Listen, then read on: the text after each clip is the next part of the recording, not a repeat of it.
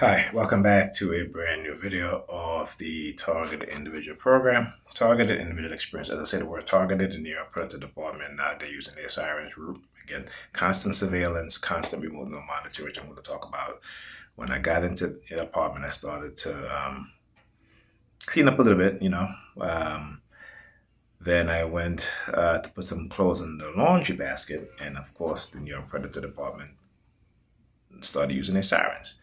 Now they do this, right? Like I said, this is a circulation of targeting method that they do all the time to try to prevent me from doing laundry by using coercive psychological threats. So if I'm home and I look at my laundry bag, they will use their sirens. If I put clothes in my laundry bag or clothes in the laundry basket here by Pam, they would use their sirens. Okay. And so again, when they did that, I said, okay, well, I'm definitely going to do laundry now, right? My laundry. Then they stopped. What they tried to do is to have me do the laundry here, right? So they will, sometimes what they'll do, they'll try to play reverse psychology. For the most part, doesn't really work anymore, right?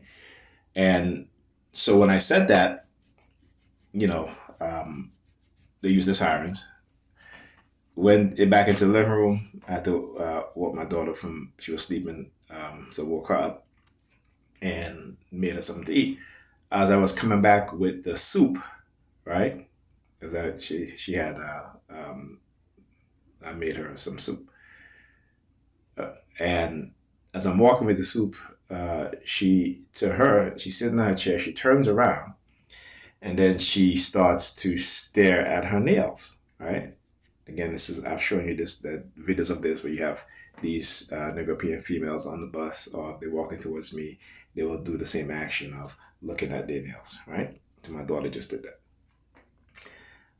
Also, the woman from Child Protective Service supposed to be coming by later on today. Today's her last visit, or what have you. So I told Pam, I said, listen, I straight up the living room, but that's all I'm doing. I'm not doing anything else. Okay. So, they do this to try to send some sort of subliminal threats, about taking my kids, removing, shit like that. These threats. This is when I talk about, Whitney Webb's book about Jeffrey Epstein, how the U.S. government and security agencies, law enforcement agencies engage in blackmail, right? Like the elites engage in blackmail, setting people up to blackmail them, right? And to control them. You look at the coercive persuasion program. In programming, it is a way to commit crimes against you and violate your rights, your sovereignty, and so forth, and trying to white you, whitelist you. I shouldn't say blackmail.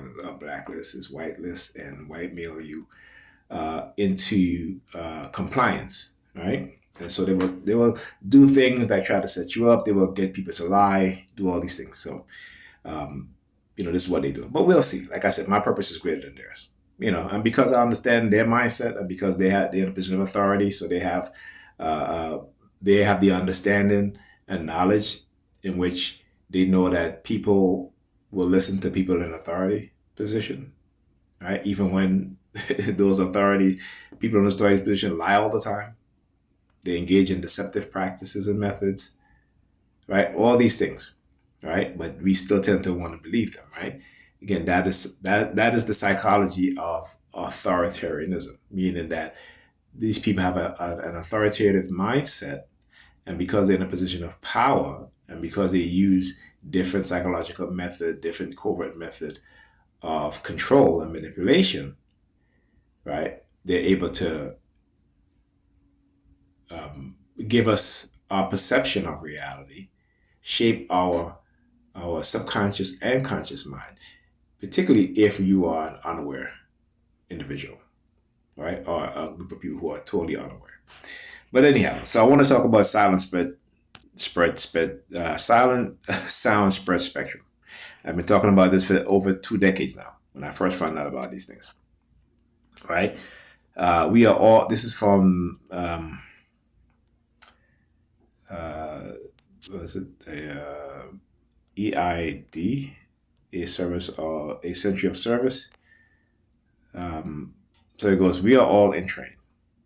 I asked this question after reading about silent sound spread spectrum on page 850 of David Ickey's book, The Perception Deception. To be entrained is to be controlled by thoughts that comes from the subconscious, but were placed there by artificial means. Right. So when I talk about how I can recognize when they hijack my consciousness, right, controlling my motor skills, eye movement, hand movement at times, turning of my head, using silence and give me these subliminal commands then where it bypassed my conscious mindset, right? Just like I talked about this morning when I've been for the bus, my eyes just get to this vehicle, the number 69, and then you start to see how the people around me started to move as that car drove off, right? And I talked about they were very still, but then after that car drove off, they started doing this whole thing to let you know that it is conditioning, right? It is psyops at work, okay? So silent spectrum is a new technology. It is not new, okay? It is not new. Again, these people, though they have just found out about it, but it is not new, all right? So silent spectrum is new technology that involves planting inaudible subliminal programming into the subconscious mind. Unable to be perceived by the conscious mind, these messages can be delivered through digital TV or radio, as well as by other means, like a cell phone, for example. And of course, as I said, cell phones, the spitting sound, right? All right, that's the sound that they make. All right. Now, of course, TV transmission had to be switched from analog to digital to free up the ultra high frequency range where connection could be made to the subconscious mind.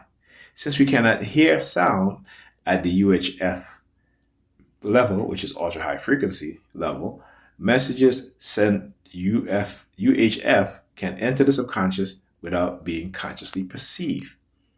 So that's what I talk about, the hijacking of my conscious mind, right? Though, and again, I've trained myself, right, to learn what type of subliminal message they send. And again, these messages are repeated over and over again. So again, it is a form of conditioning. And when you are unaware of these things, when your conscious mind cannot,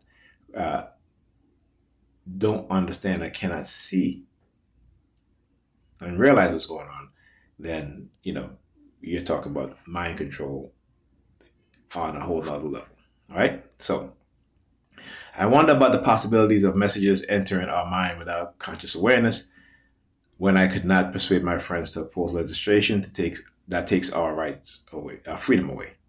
I challenged my friends with these words. Can you think of one good law we Americans have passed during the last decade?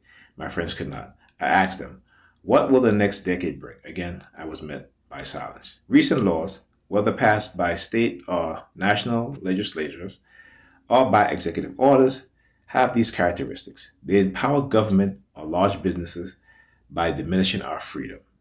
This is the path to tyranny. And again, I talked about this, right? But what the Russians wrote, the Russians investigative journalists wrote when they found out that these weapons exist to control the masses of people, but not only do that also, but to also subdue their emotions, right? To make them feel content while their rights are being taken away, to make them passive while they are being violated and assaulted,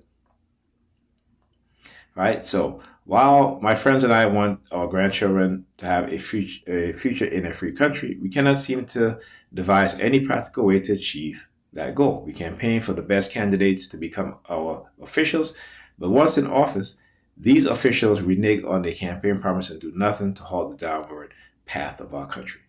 So I ask again, are we all entrained? What else could explain the apathy of a free people in the face of tyranny? Perhaps the time has come for the state of Jefferson. Okay? So again, what he's saying, what the writer of this article is saying, is the same thing that we as TIs have been saying for decades. And you can go and download the declassified document from the CIA.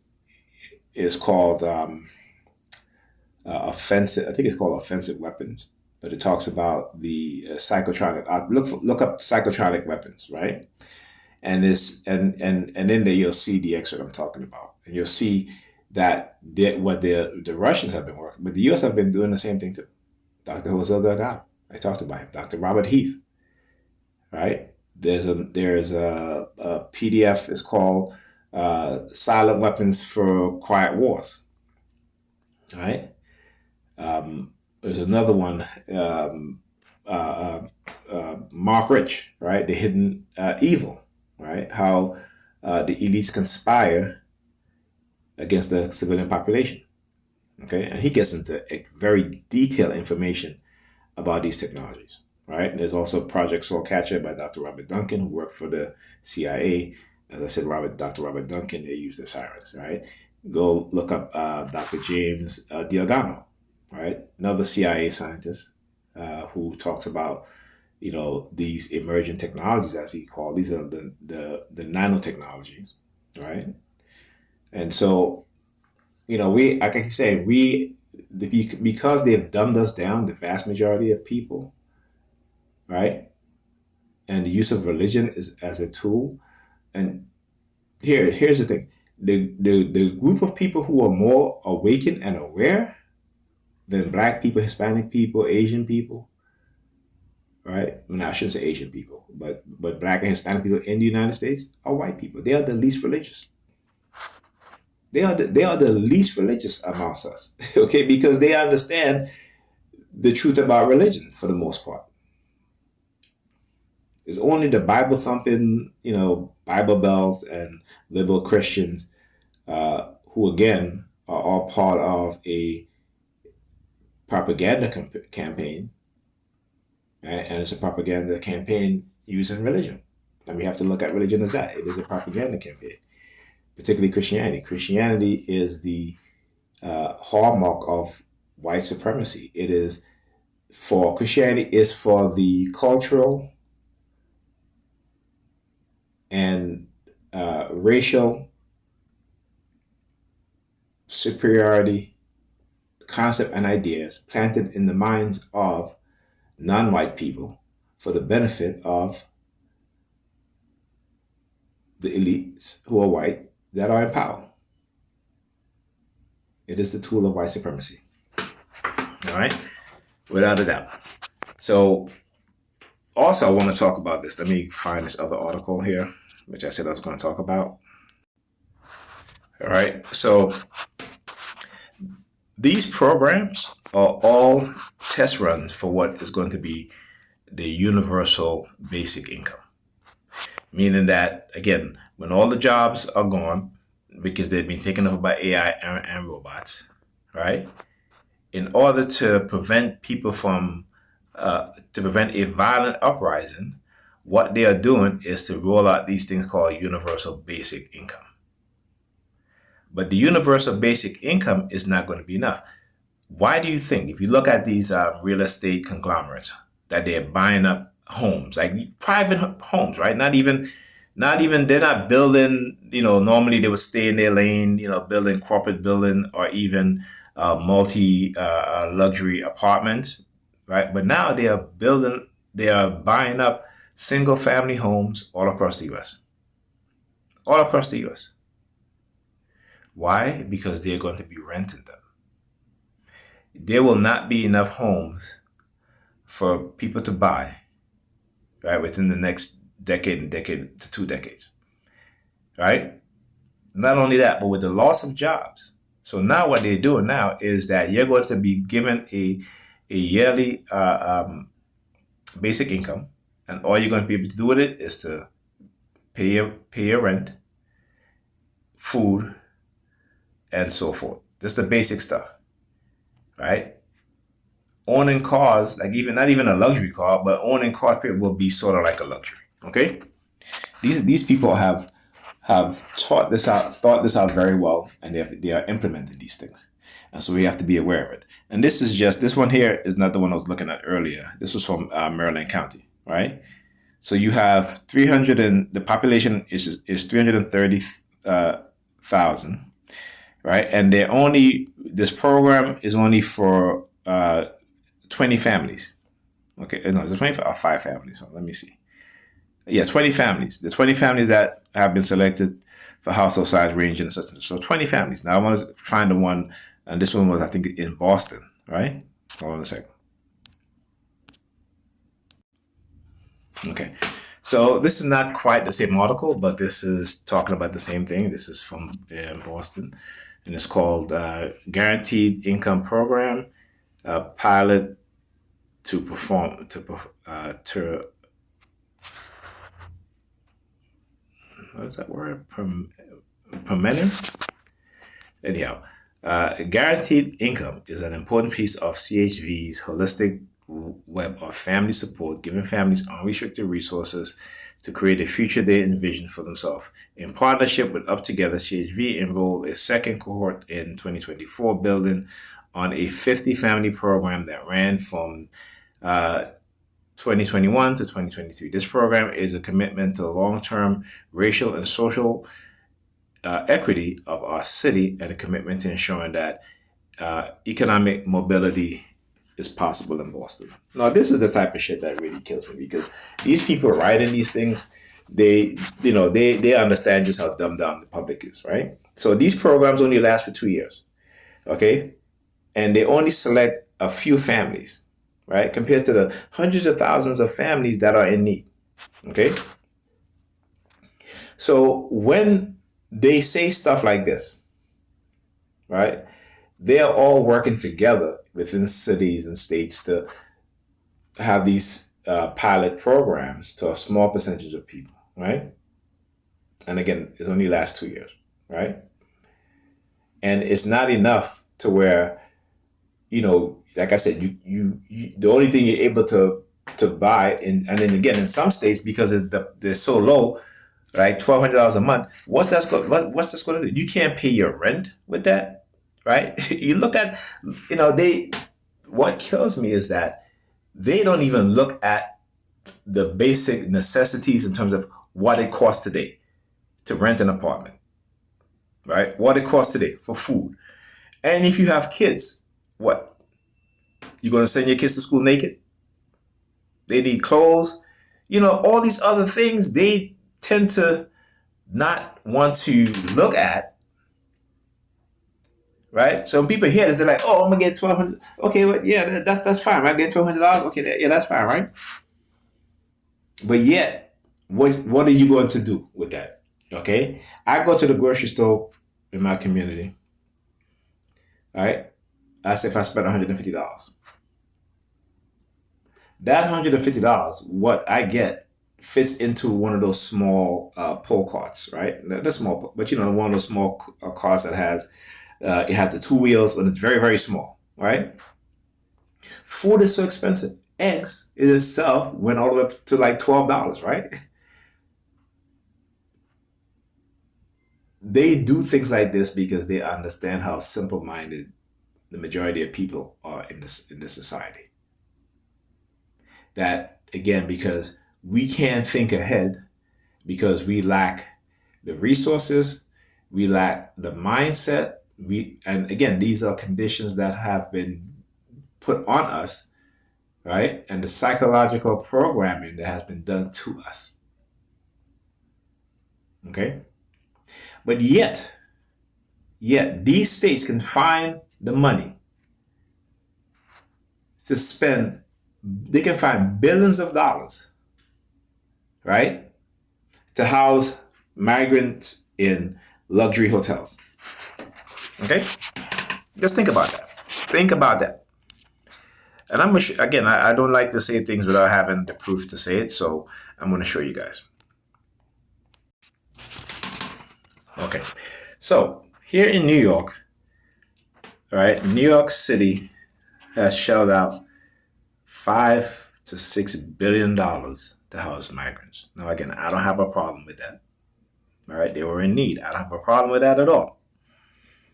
What I have a problem with is that Mayor Adams, before Mayor Adams, it was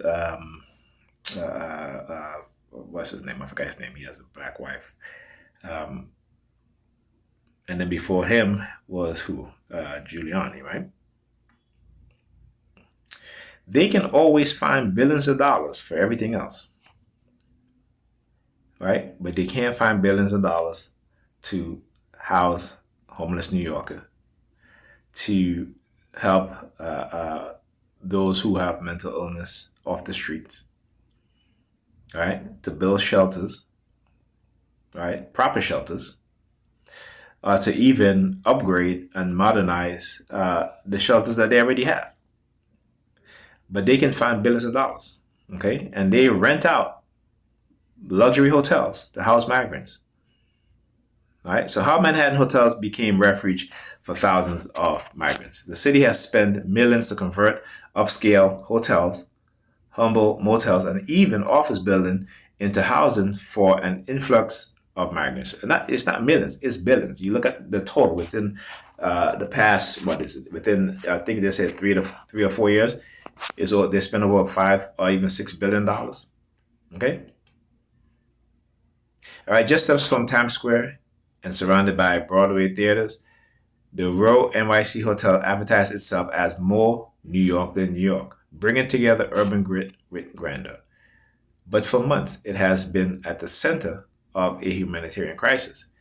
It is one of about 100 hotels and other facilities, from iconic skyscrapers to humble airport motels, that the city has converted into temporary housing for some of the 50,000 migrants who have arrived on buses from the southern border since last spring.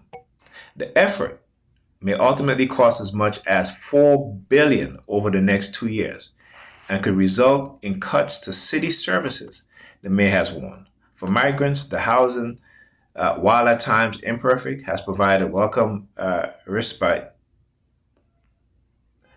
as they use the sirens, right? I mean, sorry, the call horn. Why? Because the word says welcome respite. Respite. That's how you pronounce it. All right. What is it? What did I just talk about the sound that they made?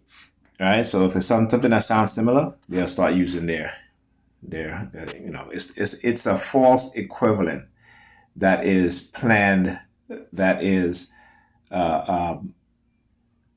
And I say, for instance, if I walk outside and somebody's wearing the color green, and I walk in the house, and of course I go to my bedroom, I have a green blanket. They'll use their to draw an association, right? They'll use the sirens or their call horn.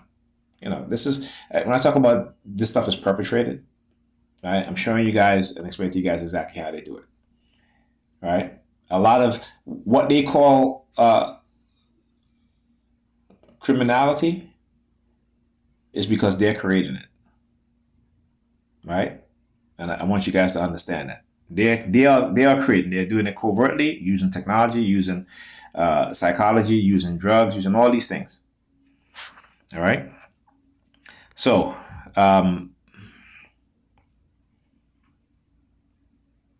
how was I? Right, as they begin to eke out new lives in a frenetic city. Okay. Now, again, like I said, I have no problem with with housing migrants. I have no problem with that. What I have a problem is that when the city says we don't have any money to expand the summer job programs for young people, right?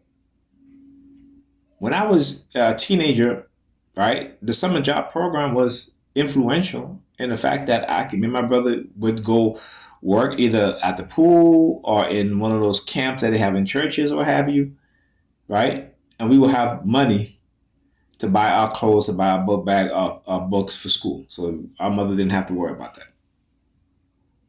And what they've done, like I said, is slowly take away these things. Right? They've slowly, instead of expanding on it, because not only when you expand it leads to reduced crime amongst young people, because now young people have something to do. And not only that, but they're taught a job skills. But again, I want you to understand how criminality is created within the minds of people. We're not born criminals. Criminality is created by external factors. And it's purposeful. Okay, it is done on purpose. It is done to what? To create new forms of revenue for the elites. Whether it be the creation of private prisons, right? And so now you have to fill all those private prisons being created and built. Why? Because they're going to be supplying the prisoners. And how are they going to do it? By manipulating us, by trying to create what they would coin as a criminal mindset, without even looking at themselves and understanding that they're the ones that have the criminal mindset, a true criminal mindset. Okay, so instead of expanding some of your programs, what do they do? Or even putting some of that, putting even $1 billion into the public education department, so that schools that are underfunded can receive the funds that they need. Because every school year, teachers are asking parents for supplies, right? And again, I don't mind. It's fine, right? But they have the money. They can find the money when it's necessary for their agenda. But when it's for the good of the people, all of a sudden they have no money. So when I talk about the dark triad, the psychopathic mindset, that they will put themselves in positions of authority, and even if you don't have that mindset, when you get into that position, you're going to either have to accept, and they will program you into having that condition. You got to accept it, because if you don't, that you will no longer have a job in politics, okay, or in law enforcement. This is why they attack good cops, right? When a good police officer respects the law, they don't violate citizens' rights, right, and check the people around them, those officers around them who are violating citizens' rights. What do? They attack them. You hear these good cops say, "Well, I'm afraid to go on call because they'll set me up to get shot, to get killed." So they understand the mindset of the majority of those within the police department. That's the good cops who understand that mindset. And they're telling you what kind of mindset they have.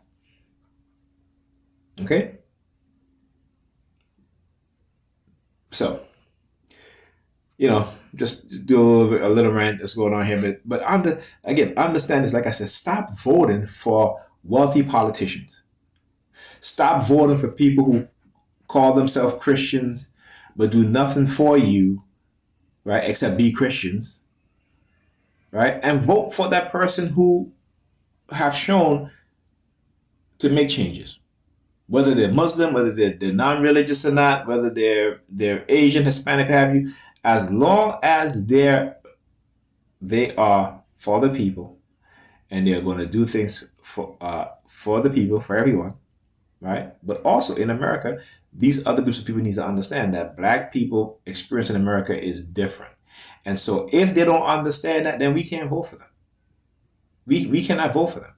If they are not willing to join the fight in giving Black people reparations, in funding schools within Black communities, giving them the proper funding that they need, we can't vote for them.